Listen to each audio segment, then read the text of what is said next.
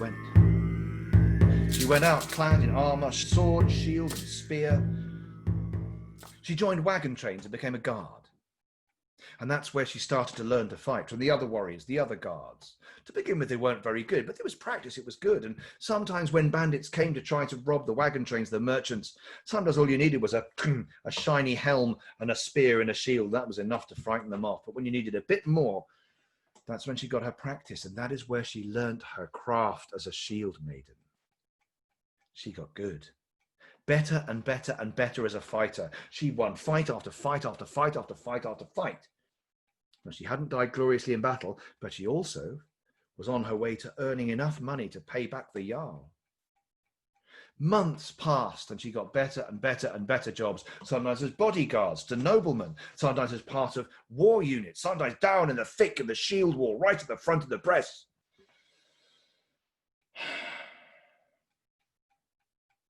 She took a break. She reckoned she'd earned close to enough money to pay back for the armour and the shield. It was still good, but never be quite the same. And decided to go on a journey on her own, up into the mountains. And there, journeying up in the mountains of Scandinavia, up where the caps, even in the summer, were still dusted and frosted with snow, and the sides were carpeted with summer grasses and alpine flowers, she found a place. A lonely and quiet place. A place where mountainsides swept down and left a wide, flat area. A place where in the middle there was a mound. A mound that was twice the height of a tall man. She journeyed deep and long into the mountains, and when she found this mound and she looked about it, it looked to her as if no one had ever disturbed this place. There were no holes dug into the mound. There were no excavations. There was a large stone, a large rectangular stone that leant against part of the mound, and the carvings on it were so weathered, this stone must have been here for centuries, who knows, maybe even more. But apparently no one had ever broken into this mound, this burial mound, this barrow. And when you find a big barrow, a big burial mound that hasn't been disturbed, that's going to be an important person who was stuck in there and buried there. And where important people are buried, important people have treasure. She took her spear and shoved the butt of the half of the spear in and used it to lever open the stone door. Behind it there was a passageway, low, about 4, maybe 5 feet off the ground, 4.5 feet off the ground, and square, made of straight stone slabs either side to make the walls, and stone flat slabs across the top to make a roof, a rectangular passageway leading deep into the darkness of the center of the mound, and in she went.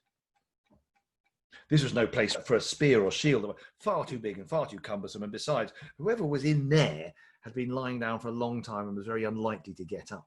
So she propped her spear and her shield on the outside of the mound, and in she went, deep, dark inside, until from the light coming into the passageway, she could see the center of the mound was like the inside of a beehive. It was like a dome with stone upon stone upon stone upon stone upon stone upon stone, piled up together, leaning and supporting itself, the inside of a burial chamber. And there, from the dim light filtering in through the passageway, there she could see in the middle was a great stone slab, 6-7 feet long, 3 feet wide. That is where they were buried. It is at this time I like to stop for a little mead. Skål.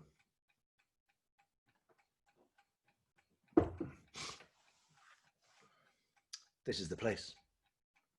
This is where the dead guy is. This is where the treasure is, she thought. And so she grasped hold of the edge of the stone and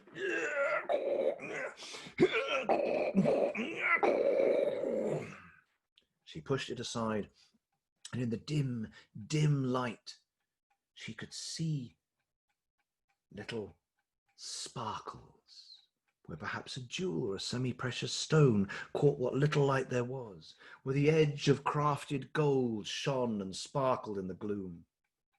She put her hands into the grave. Yes, there were things in here. Yes, there was the resident. She could feel armor and what felt like bones in there as well. And as she was groping around in the grave, trying to find the best, the choicest things to take, a green blue light flickered along its length and back. There, illuminated in the grave, was indeed the resident. An armored skeleton, a warrior, must be a noble or rich warrior at some point.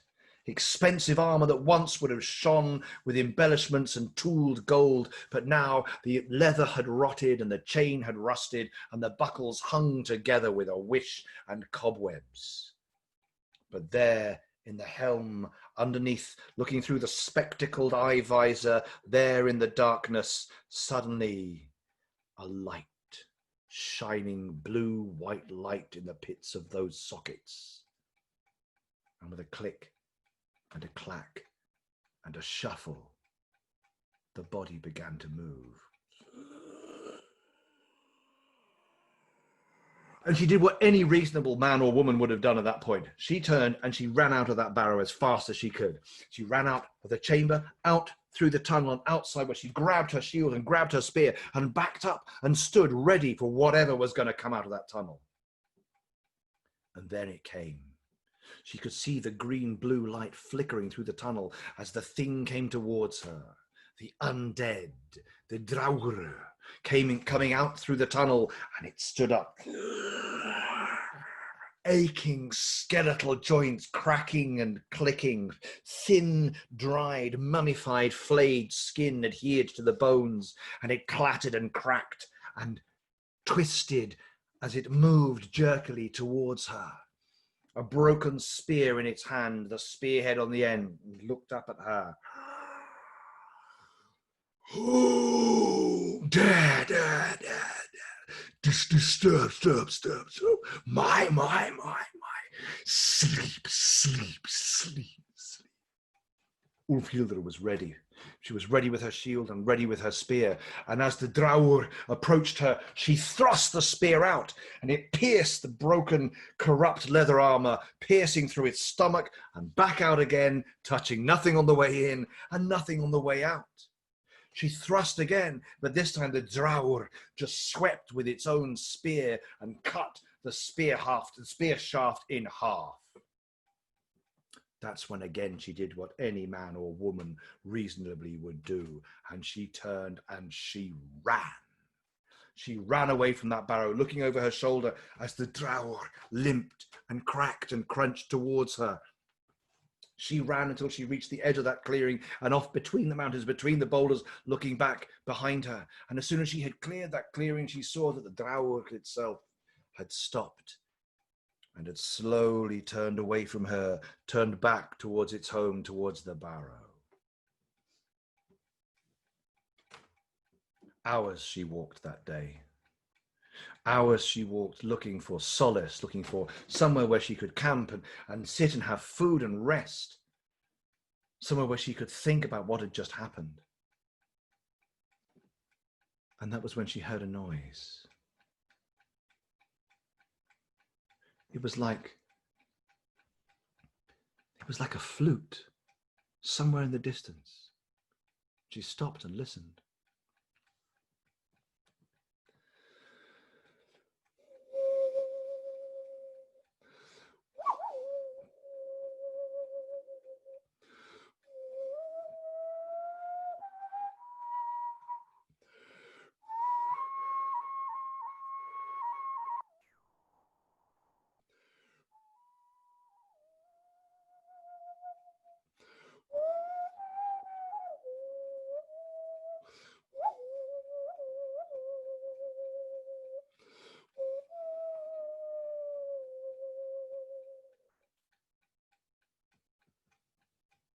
was that beautiful sound coming from?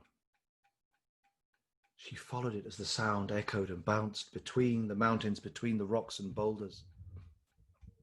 She followed it until she found a cave where the entrance was wide and open and painted with runes that she did not understand, but with pictures of people and gods and monsters. And inside there was a cooking fire. And over that fire was a bubbling pot of stew. And she went in and, oh, it smelt so good. She was so hungry. Up high in the roof of the cave on a ledge was a falcon, sitting there, perched, its claws over the edge, looking down at her with its bright, bright yellow eyes peering angrily at her. And slinking out of the shadows came cats, just moving and curling between her legs. What strange place was this? Who lived here? But maybe just a bit of that soup would be okay. But as she bent forward to take a ladle of soup, boom! She was walloped over the back of her head, and her helmet flew off her head. Ding, ding, ding, ding, ding, ding, ding, ding, ding, ding, ding, ding. She turned round, trying to clear her head, grappling for her sword, and there, filling the cave entrance, was a figure. It was a female figure, but not a woman. No, this was a troll. She was huge. She filled the cave entrance. She had long, grey-green hair. Her neck looked like it had too many vertebrae in it. Her face was almost like a muzzle, and little peg teeth stuck up and stuck down from her jaws. She was covered in rags and tatters, in clothes and petticoats, and in her hand she had an enormous thigh bone. A thigh bone far bigger than any animal alive today, I will tell you that. And she lifted it again, ready to smite Ulfhildr, when she stopped and went, "Oh! Oh, you're a woman! Oh, that is all right then. Oh, come inside. Try this soup, it's lovely." Ulfhildr was still not sure what she was looking at. This was clearly a troll. But the troll came in and scooped out with a ladle into 2 bowls some ambiguous meat soup. "Eat. It will make you feel better. Make you feel strong once more. You were weak, and you feel afraid and tired. Sit down, Ulfhildr, and tell me your story." So Ulfhildr sat down and was told that it was all right. She could stay or she could leave if she wanted to, because she was a woman. "It's only the boys who have to stay," said the troll, pointing up at some of the shelves where skull after skull after skull was arranged, some with helmets, some with moustaches. The boys were up on the shelves. The troll told Ulfhildr that she was a troll Norn, a troll witch, that she had magic, and she had things that she would tell Ulfhildr if she needed.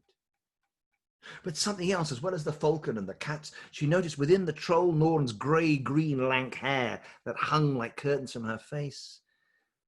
Occasionally, a hair here or there was bright golden. Ulfhildr sat down, and she told the troll Norn about her life, about her husband and her daughter, about the men on the boat. She told them about her wish to die gloriously in battle, to go to Odin or Freya's hall.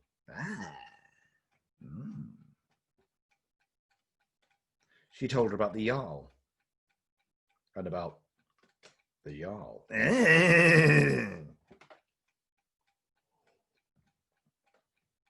She told her about the Draur,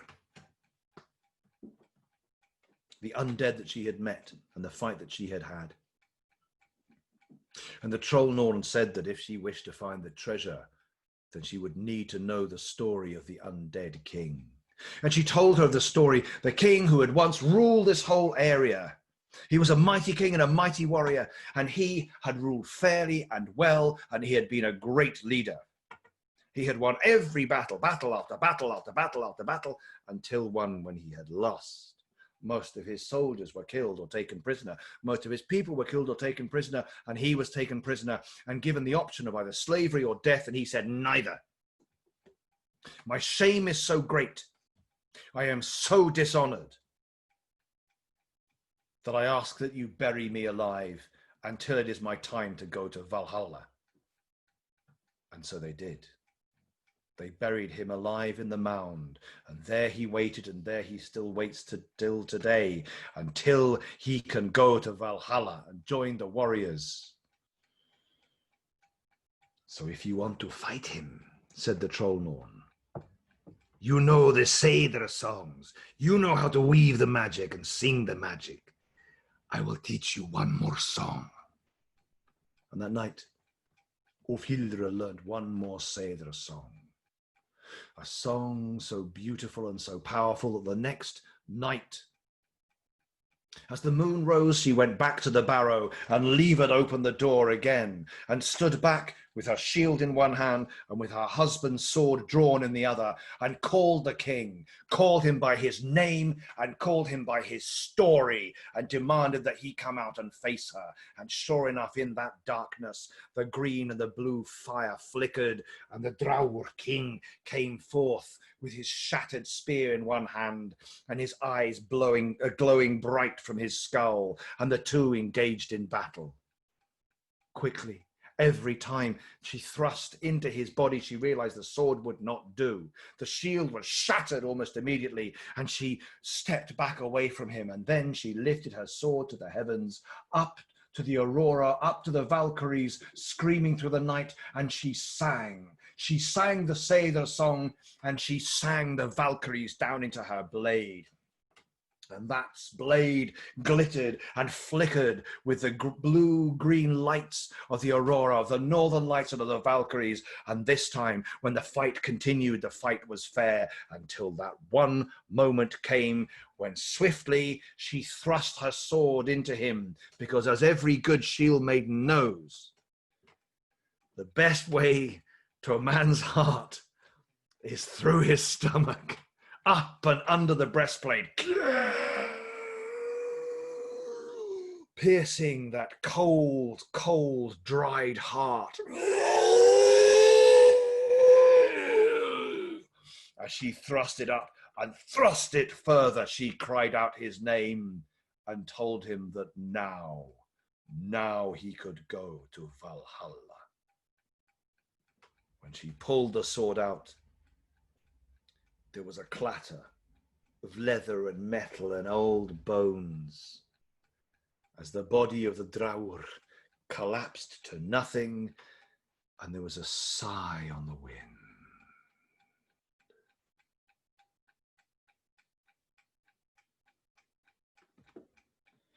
Meanwhile, back at the Jarl's hall, when she turned up again, Ulfhildr came along with no shield, with ragged armor, and when the Jarl, who was very pleased to see her come back of an evening, invited her back in and up to the table and asked her to pay her debt, she produced from her bag clonk, tank, tink, clunk, chonk, chank, chink, chonk, cups and rings and bracelets, coins, crowns, all sorts of treasure, anything you can imagine and more. She repaid him for the armor that he had lent her, for the shield that she had lost, and much more. And that night, much mead and much ale was drunk, and they both kept each other warm.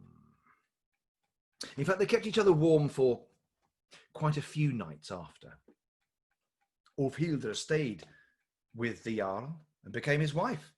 And with her fortune adding to his fortune, and with her bravery and her wisdom adding to his bravery and his wisdom, between the two of them, they ruled a damn fine little Jarldom together. But still, it was never the perfect love. It was a good marriage. But she still longed to be with her husband and her daughter. And so every time there was a battle, every time there was an invasion, every time there were raiders, Ulfhildr was down at the front with shield and spear and sword and helm and armor. And time again, she won and survived. But We all get old. And we get slower. And the number of times we can roll the dice and win, the odds get smaller and smaller. And one day, down in the press, down the shield wall, down there in the front, the Valkyries, the warrior angel women, came down from Valhalla, and they collected Úlfhildra's soul as she fell gloriously in battle. They took her back to Asgard and took her to Freya's hall. The goddess Freya, with her beautiful face and her beautiful white blonde hair, with her falcon on a perch and her cats crawling around her fireplace. And in Folkvang, Freya opened wide her arms, and Úlfhildra embraced her husband and her daughter once more. And there they stayed, in Folkvang. And there they still are. And there they still will be, until the end of all things, until Ragnarok, when Úlfhildra and her husband and even little Thjalfa will take up arms and armor and fight at the end of all things, and fight on the side of the gods at the end of this cycle in time. And that is the story of Úlfhildra, the Shieldmaiden. Skål.